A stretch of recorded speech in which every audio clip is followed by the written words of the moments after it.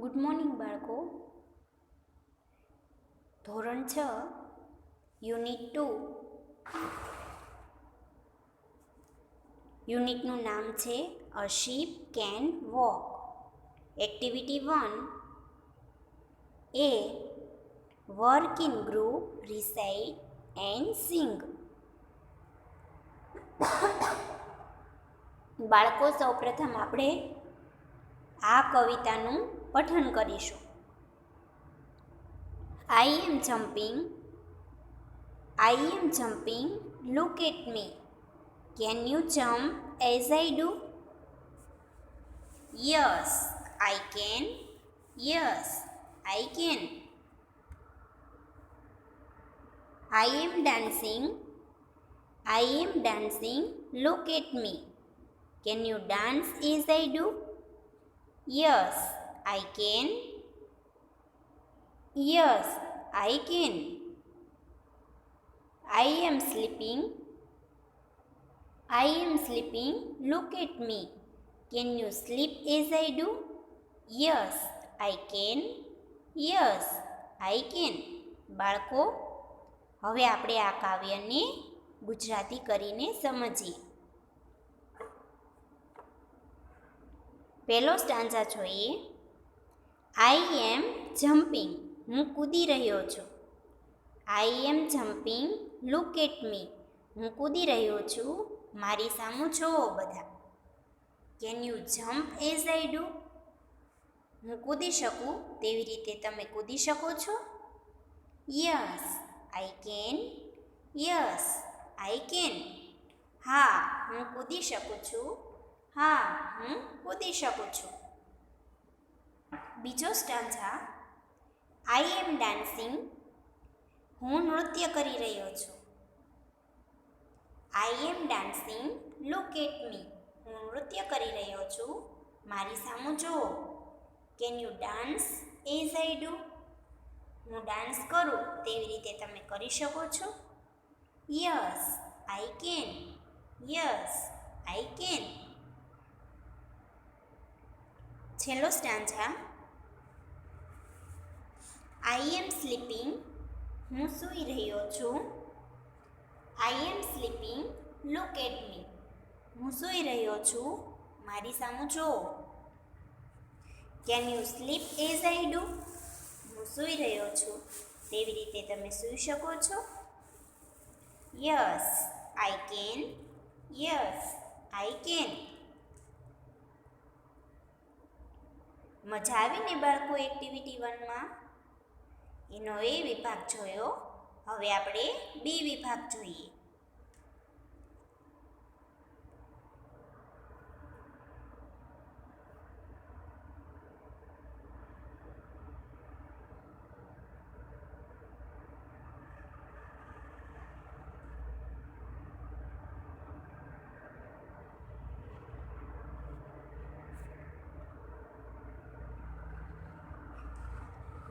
Work in pair, જોડીમાં કામ કરો. નીચેના ટેબલમાં આપેલી વિગતો મોટેથી વાંચો. તેના આધારે તમારા શિક્ષકની મદદથી રાઇમ બનાવો અને તેનું ગાન કરો. અહીંયા 3 કોષ્ટક આપેલા છે. એક કોષ્ટક આપેલું છે, એમાં 3 કોલમ છે. પહેલી કોલમ છે એનિમલ, બીજામાં યસ અને નો. એ કોષ્ટક આપણે સમજીએ પહેલાં, ત્યારબાદ આપણે રાઇમ બનાવશું, એટલે કે કવિતા બનાવશું.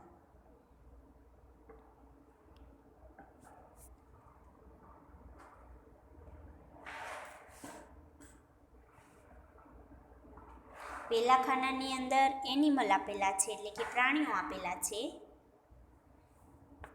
એમાં પહેલું છે રેબિટ, એટલે સસલું. તો યસના ખાનામાં છે રન, એટલે કે તે દોડી શકે છે. અને નોના ખાનામાં છે ક્લાઇમ્બ, એટલે ચડી શકતું નથી. સસલું છે તે દોડી શકે છે, પરંતુ ચડી શકતું નથી. બીજું છે એલિફન્ટ.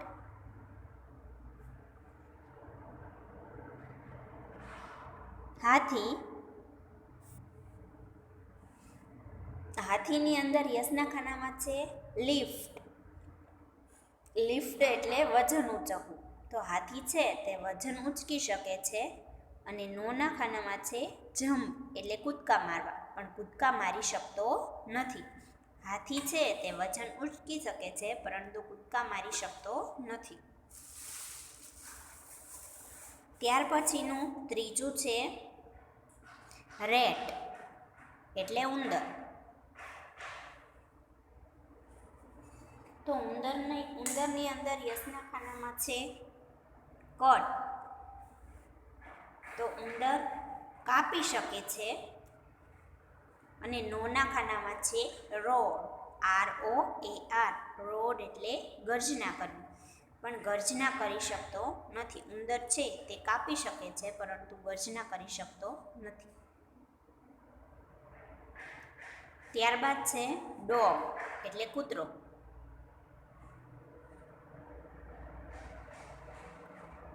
કૂતરો છે તે યસના ખાનામાં છે સ્મેલ, સૂંઘી શકે છે, પરંતુ ક્લાઇમ્બ એટલે ચડી શકતો નથી. ત્યાર પછી છે ફ્રોગ એટલે દેડકો. યસના ખાનામાં છે હોપ. હોપ એટલે કૂદકા મારવા. તે કૂદકા મારી શકે છે પરંતુ ડાન્સ કરી શકતો નથી. ત્યાર પછી છે બેટ એટલે ચામાચીડિયું.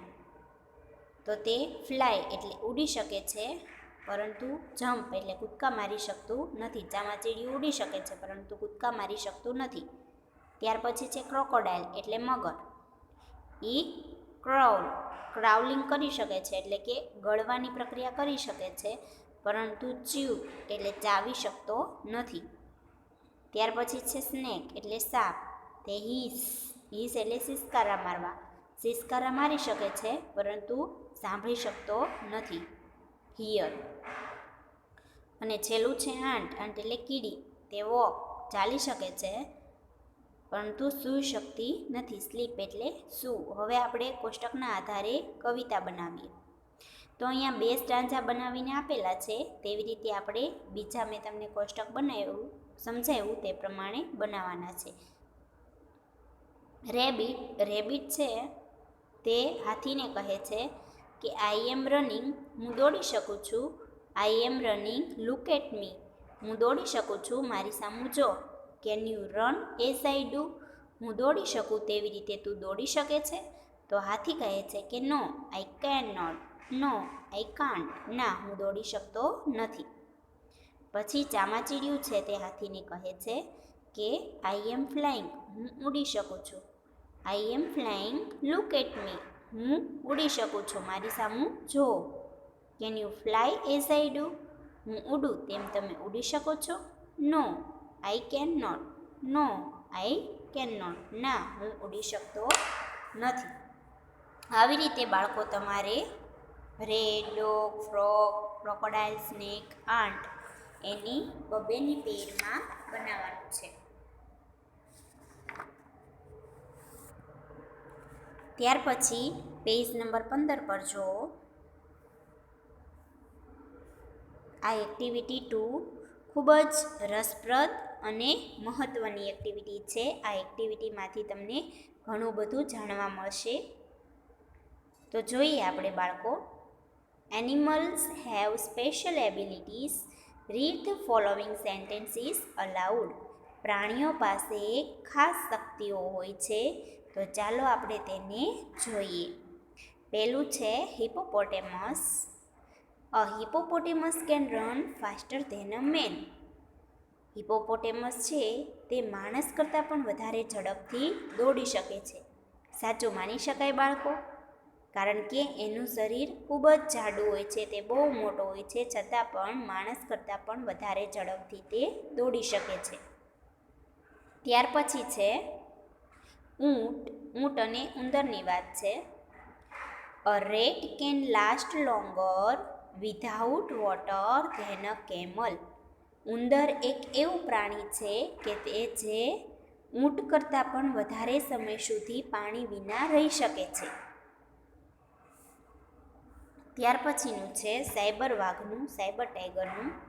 The Siberian tiger is the largest cat in the world. આ સાયબર ટાઈગર છે તે વિશ્વનો સૌથી વિશાળ બિલાડી છે.